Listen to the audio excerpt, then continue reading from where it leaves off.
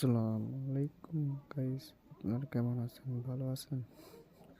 আমি ভালো একটি এনিমে দেখলাম, এনিকে দিয়ে দিয়ে এনিমে ভালো আমাকে ডিমেজ দিল, আমি ওনাকে ডিমেজ দিলাম, কিন্তু আমিও ডাউন, উনিও ডাউন হয়ে গেল।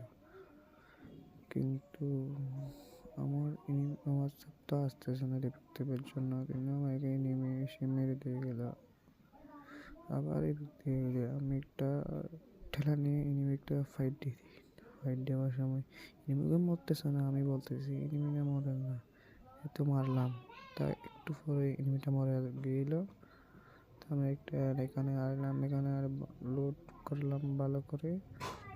দেখুন এখন ফাইট দিয়ে দিতে যাবো, ফাইট দিয়ে দিয়ে সামনে স্কোয়াডের সামনে আমি একটা এনিমিকে ডাউন করে দিই দূর থেকে।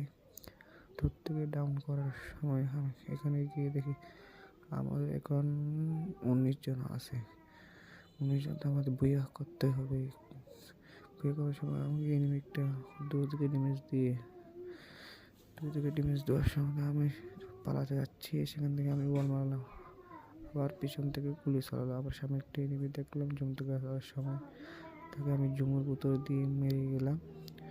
এরপর সময় মেরে ফেলে আমি, তারপর আর 9 জন ছিল আমাদের স্কোয়াড, আমরা 2 জন ছিলাম, তো 2 জনের সময় আমার চাপে একটা কালো করে সামনে গেল, উনি মরে গেল। এনিমি ওরা 2 জন ছিল, 2 জন সময় একজনকে আমাদের মারতে হবে। কীভাবে মারবো আমি ভাবতেছি, ভাবার সময় একটা এনিমিকে আমি মেরে ফেলতে যাচ্ছি, কিন্তু ওরা ছিঁড়া হচ্ছে না। আমার বলটা ভেঙে গেছিল, আমি একটা এনিমিকে দিয়ে দিকে গেলাম, কিন্তু বল মারি আবার আমাকে মারতেছে, একজন মারবে আমাকে। তা আমি এনে আমার